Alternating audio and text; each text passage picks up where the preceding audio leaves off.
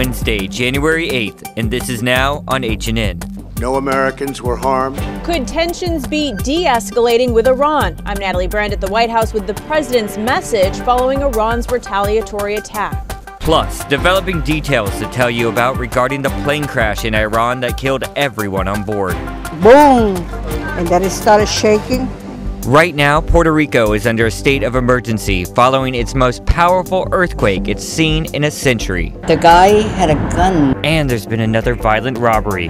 What thieves took from two elderly women out for a walk. We can't plan ahead for these things. These stories plus breaking royal news, Prince Harry just made a big announcement. Coming up on This Is Now.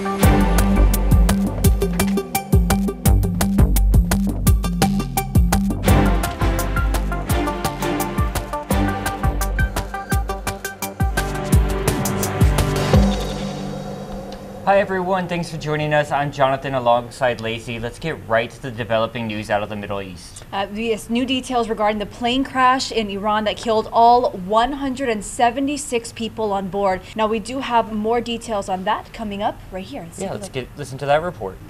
Unverified video from Iranian TV appears to show the Ukrainian International Airlines flight engulfed in flames. It crashed shortly after taking off. The smoldering debris was scattered across a field just a few miles from Tehran's airport. Daybreak revealed the extent of the tragedy. Rescuers searching through the twisted metal and debris found no survivors. All 176 people on board the plane died. Family members in Ukraine waiting for word of their loved ones had their worst fears confirmed. The cause of the crash is still unknown, despite initial reports of a mechanical failure. The airline says the Boeing 737 was just 3 years old and passed an inspection just 2 days ago. The crash happened just hours after Iran launched an attack on Iraqi bases housing U.S. soldiers. But Ukraine's prime minister has urged against speculation, while at the same time taking precautions. We're suspending all activity of Ukrainian airlines in Iranian airspace until the cause of the tragedy becomes clear, he said. The black boxes from the plane have been recovered, but Iran will lead the investigation and says it will not give Boeing access to them. Riley Carlson, CBS News. All right, we have more developments out of Iran. President Trump addressed the nation for the first time since Iran's retaliation for the U.S. killing of a top Iranian military commander. Iran launched more than a dozen missiles at U.S. troops in Iraq last night. Natalie Brand reports from the White House. The United States is ready to embrace peace with all who seek it. President Trump says Iran appears to be standing down hours after the nation's missile attack on two bases in Iraq where American and coalition troops are stationed. We suffered no casualties. All of our soldiers are safe. A defense official tells CBS News satellite and intelligence info provided hours of warning for troops to shelter in bunkers as the U.S. braced for retaliation over its killing of Iran's top military commander. Soleimani's hands were drenched in both American and Iranian blood. The president, who campaigned on a promise to end U.S. involvement in the Middle East, warned about U.S. strength amid the tensions. Our missiles are big, powerful, accurate, lethal and fast. The fact that we have this great military and equipment, however, does not mean we have to use it. President Trump said the U.S. will put additional punishing sanctions on Iran, and he called on allies to help negotiate a new nuclear deal. We must all work together toward making a deal with Iran that makes the world a safer and more peaceful place. The top Democrat on the Senate Foreign Relations Committee urged the president to choose diplomacy over escalation. I think it's as close to the possibility of seeking a different path with Iran than the president will get in his words. Wednesday, administration officials provided briefings for all members of Congress on the strike that killed General Soleimani. Democrats have called for more transparency about what comes next. Natalie Brand, CBS News, the White House. All right, let's keep on this story for one moment. You know, the U.S. has tens of thousands of military personnel in the region there in the Middle East. I wanted to show you this graphic from CNN because it really gives you a grasp of how many troops are in that region. You see Iran there in the orange. Look right to the right, screen right, that's Afghanistan, where we have more than 12,000 personnel. And then Qatar right there underneath for 10,000, and then places like Saudi Arabia 3,000, Syria we still have 500 to 1,000, and even Turkey 1,700. You can really see how many military personnel are in that region, prepared and just ready and waiting to see what's happening next as this all develops. We're going to stay with the story. We'll have much more coming up tonight in our evening newscast at 5 and 5:30, and again on our nightly newscast as well from the networks. Moving on, we need to get to some headlines from here at home, some developing news from here in our state. And we've learned a 30-year-old man has been arrested after a deadly stabbing on Hawaii Island. Police arrested Malcolm Utecht just after 7 o'clock last night in Puna. He allegedly stabbed a man in the Eden Rock subdivision. Now, the victim has not been identified, but we'll keep you updated as soon as we get more information. And then some news regarding more violent crime. More of them. HPD is looking for another gunman and a getaway driver. The suspects are wanted for robbing 2 elderly women on a stroll around 5:30 Monday morning in Salt Lake. As our Allison Blair reports, robbers are repeatedly using similar tactics.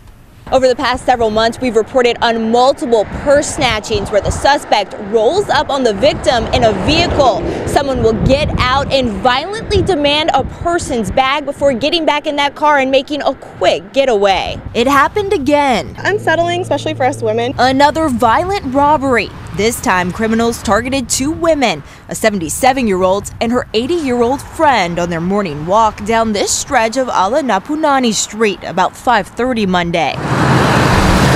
At least one of the crooks was armed. The guy had a gun, that's what I was told, and there's a car further up, like waiting to drive away. But instead of getting away with valuables or cash, all they got was a bag for their umbrella and a cell phone.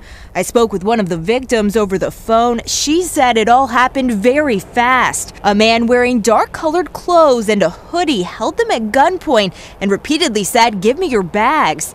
The 80-year-old told me once he got his hands on her friend's bag, he took off. Neither woman was hurt. HPD addressed the rash of recent robberies, saying detectives believe the crimes are random. We can't plan ahead for these things, so we try to adjust our personnel to meet whatever the problem might be, and that's exactly what we're doing at this point. A response some residents say isn't very reassuring. We can't feel safe anymore. Neighbors tell us there is surveillance video of the crime. They tell me they've handed it over to detectives. Meantime, if you have any information on this case, you're asked to call Honolulu Police. In Salt Lake, Allison Blair, Hawaii News Now. And the Honolulu Police Commission meets today as various issues loom over HPD, including a string of recent officer-involved shootings and violent purse snatching like you saw there. Another item on the agenda is getting an update from the Commission's attorney on possible legal strategies when it comes to dealing with lawsuits involving former Police Chief Louis Kealoha. That meeting is set for 2 p.m. at HPD headquarters in Conference Room A. And we'll have a camera there, of course, and bring you the very latest of whatever happens in that meeting. So again, look for our evening newscast. We'll have an update of exactly what happens there. Moving on to other news from here at home.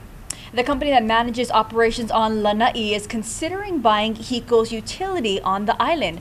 Pulama Lanai began talks with Hawaiian Electric after an earlier request for renewable energy projects. We're told one option would still have Hiko operating and maintaining generators on the island. The Public Utilities Commission would have to approve any sale. Oracle CEO Larry Ellison owns Pulama Lanai and about 98% of the island. And there you see our headline right there on our HNN digital platforms. If you want to look for this article, it's called "Billionaire's Company in Talks to Buy Electric Grid on Lanai." That's again a trending article we have right now up on our digital platforms. Moving on, we still have more news from here at home to talk about. Yep. Well, actually, let's get to the Weinstein case. Some of Hollywood's biggest stars may be called to testify at Harvey Weinstein's rape trial. According to the New York Times, Salma Hayek, Rosie Perez, Charlize Theron are possible witnesses. Their names were revealed Tuesday during jury selection in New York State Supreme Court. They are among 90 potential witnesses who may be called to the stand or just named in the testimony. Of the 6 women expected to testify against Weinstein, the identities of only 2 are known. Several of Weinstein's business partners and his brother Robert were also named as potential witnesses. The 67-year-old producer's trial is scheduled to begin January 22nd. It is expected to be a landmark event in the Me Too movement. Weinstein claims all his sexual encounters have been consensual. All right, we got some new developing details from Puerto Rico, some new images coming in regarding the earthquake and all the aftershocks they're dealing with there. A day after Puerto Rico's most powerful earthquake in more than a century, hundreds are homeless and more than 500,000 are without power. The 6.4 magnitude quake was the strongest in a century and killed one person. David Begnaud is there and filed this report. As we walked down a main street in Guánica, Puerto Rico, arguably the hardest hit area, this is what we saw. Down power lines, buildings reduced to rubble, cars crushed beneath crumbling foundations. It looked as though some areas had been bombed. I don't know, like something exploded. We found Samantha Cortez and her family at the shelter set up outside the Guánica Coliseum. They're among the thousands of people who fled their homes Tuesday when the earthquake hit, heading to higher ground fearing a tsunami. First responders were handing out water. They provided medical care and dispersed cots for the hundreds of people who slept here overnight. These are people who either don't have a home to go home to, or they feel safer outside than they do in their own home because they've been dealing with earthquakes, as one woman told me, almost every hour, it felt like, for the last 7 days. I never seen anything like this, never. Felix Rodriguez was watching over a neighbor when we met him. Not far away, Rosalie Torres kept her 2- and 5-year-old children close. We woke up, we was being thrown around. Everything was shaking back and forth, back and forth. Everybody was keep on falling back down. Boom! And then it started shaking. Everybody started screaming, running, people in the floor. Torres's mother-in-law told us that the family just finished repairing the damage to their home that was caused by Hurricane Maria 2.5 years ago, and now they will be forced to repair the home again. Really, we don't have no place to stay because our house collapsed. Your house collapsed? Yeah, it went to the side. I lost everything. These earthquakes will continue for a week or maybe more. Scientists say Puerto Rico sits on a complicated plate boundary. What is happening is expected and it is natural. And it will take a while for the earth to simply settle down. David Begnaud, CBS News, on the scene here in Ponce, Puerto Rico. Man, and then you're seeing so many people there without power and what they're dealing with and the fears of the tsunami. It's really scary. You see the video of just the homes that just crumbled to the ground. It's so devastating. And then regarding the other natural disaster that's got everyone watching it, we're talking about the wildfires down under, a big celebrity stepping in to help. That is Elton John. He's donating $1 million to Australia's Brush Fire Relief Fund. The singer made the announcement while performing in Sydney to a standing ovation. He called the loss of animal habitat, quote, on a biblical scale, before saying how much he loves the country. More than 100 fires have scorched 18 million acres of land. Homes and the number of animals impacted could be as high as a billion. Actor Chris Hemsworth also pledged $1 million to fight the fires, and metal band Metallica is promising to donate $750,000. Very cool to see the celebs stepping up and helping out. Anyone can help out, though. There's all sorts of GoFundMes and places you can donate, so check it out. Yes, any amount. All right, we're going to head outside, seeing a little bit of blue sky out there, but the Sony Open's going on, and it can't be that great conditions out there for anyone who's out there to spectate. And look at that. Let's get a check at today's weather and what's to come, which looks like more rain, guys. Ooh. Here's Billy V. Here's the current alerts that are up. Gale warning that's for Maui County and Hawaii Island. These areas shaded in orange here and in between the islands there of Molokai, Maui, Lanai. Small craft advisories in effect for all Hawaiian waters due to the strong and gusty trade winds, and a high surf advisory is in effect. That's for all the east-facing shores of the Hawaiian Islands. Your gale warning up until tonight, 6 p.m., but that'll probably be extended. Small craft advisory and the high surf advisory are up until 6 p.m. on Friday. So here's the current winds at this time: 23 miles per hour over on the island of Kauai, 20s on the island of Oahu, and those will stay strong as we move this forward over the next 36 hours. They kind of lighten up Wednesday evening, but then they get get strong again. Look at that. They continue to be in double digits. Now, Hawaii Island, they've got lighter winds because we've got a upper low system, and that's kind of blocking the trade winds. That means any rain that they get, or any, like a slight chance of thunderstorms, if they happen, they'll kind of hang there for a bit, and that's the reason why the National Weather Service will probably post a flash flood watch in effect for tomorrow through the weekend. Once again, your 7-day forecast, we can expect those strong and gusty winds to continue today, tomorrow. They lighten up a little bit for Saturday, and then they continue to be strong for the next 7 days, with your daytime high going to be in the lower 80s. Wind and rain, get ready for it, and stay once again informed. Get the latest on air, online, on your mobile device, and at hawaiinewsnow.com. Ooh, well, we do have some troubles out in Waikiki. Oh, no. We have an 8-inch water main break that has impacted a couple of hotels and several residents. So just to the left of this camera, along Kanekapolei Street, it's in between Kuhio Ave and right here at Alawai Boulevard. The exact address, 423 Kanekapolei. Board of Water Supply got the call around 10:15, so a little over an hour ago.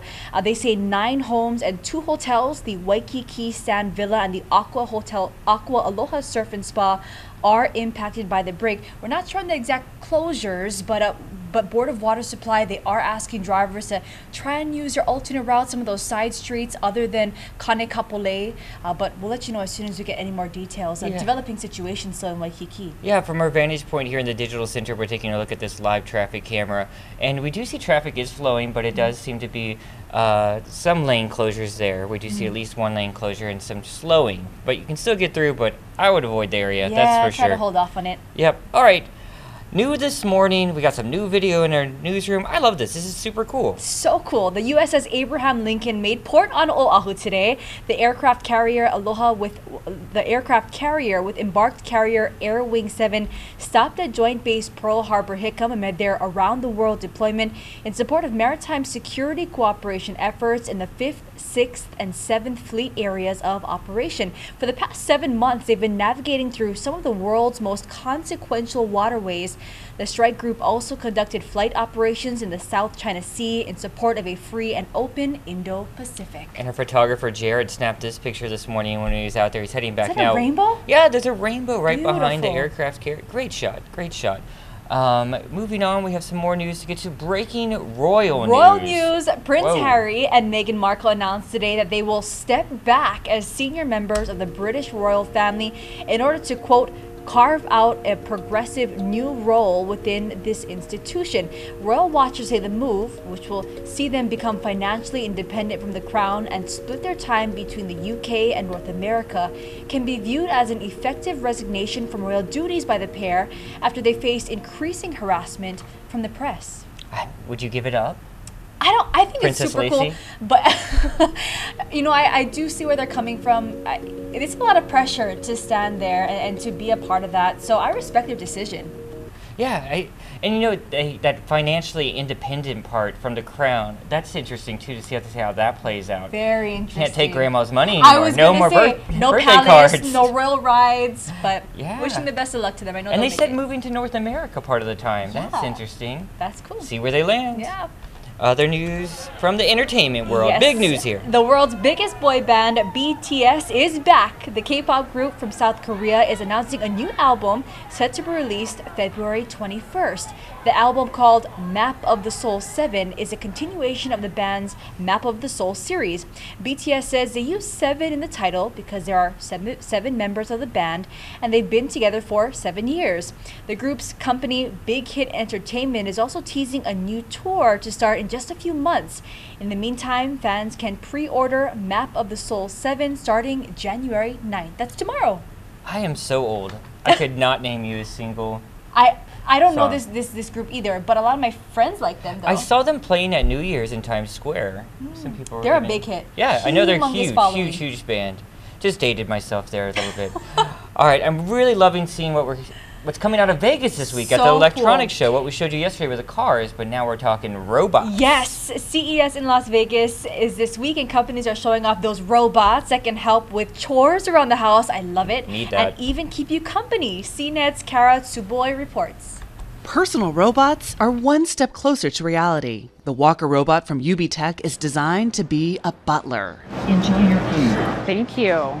In the past, robots struggled to manipulate objects. This one has improved technology that allows it to remove a bottle cap, pour a soda, and hand it over. Cheers. If you're hungry, the Samsung Bot Chef is here. These robotic arms can slice and dice, prepare a meal, and even make you coffee. It's still very early days to see where this is going to take us. CNET's Lexi Savides says it may be a while before these types of robots show up in people's homes, but robotics that meld man and machine are currently in use. The Guardian XO allows workers to lift heavy items. So this is 30 pounds. Savides got to experience it herself, lifting 30 pounds with ease, but it can handle much more. 200 pounds could feel like only 10 pounds when you're lifting it. It's actually about reducing strain or injury, about people that are working in factories or at high-risk jobs. This rolling device is part of a new trend in companion robots. The Bali has a camera and artificial intelligence to interact with its owner.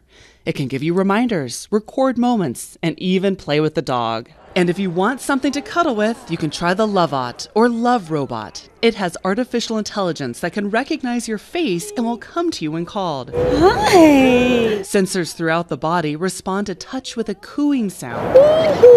This little sidekick will be available in the US next year, but isn't cheap. They're currently sold in pairs and cost about $5,000. I'm CNET's Kara Suboy for CBS News, Las Vegas. Those robots aren't cheap. It was cute, but then $5,000, that changes my mind a little bit. Any of those other ones you would use around the house? Yeah, I mean, the one that was cutting the tofu, I think. I'd take that. The dishwasher. Cool. Oh, yeah. That was really cool, though, what they were talking about there for our podcast listeners, just a little bit more explanation. When she was talking about the robots that help you lift, that was sort of like a, I don't know, almost like a machinery skeleton that fits around you like a backpack and rides along the side of your arms and then helps you lift things up. It was very cool. That's pretty cool, too. I know. That'd save my back the next time I'm helping my friends move or something. Or when, I order too many things on Amazon and I need help to lift it up and bring it into my front door. Very cool. Yeah.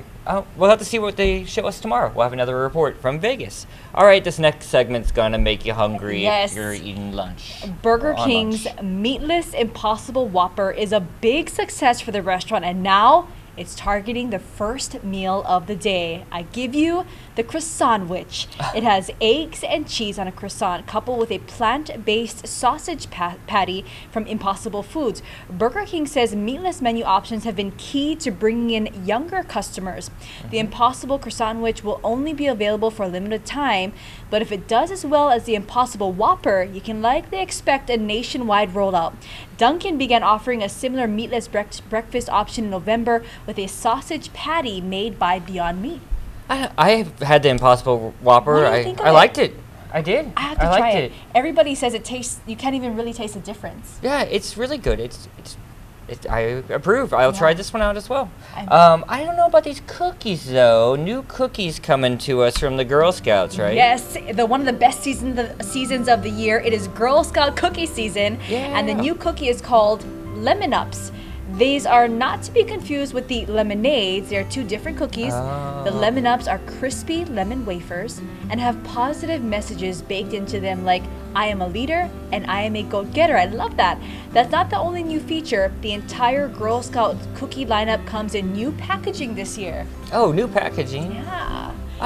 What's your favorite Girl Scout cookie? I don't know. I kind of like a little bit of all the tagalongs.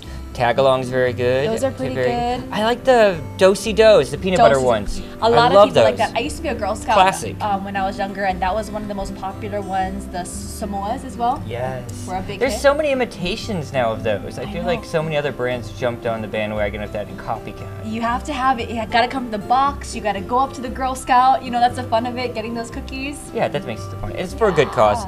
All right, we're going to take you outside to that windy, rainy day. It looks like, again, we have a little spot of blue, but as Billy said, more rain and wind in the forecast. Have fun out there, guys. Have fun out there today, guys. We'll be back here tomorrow for This Is Now.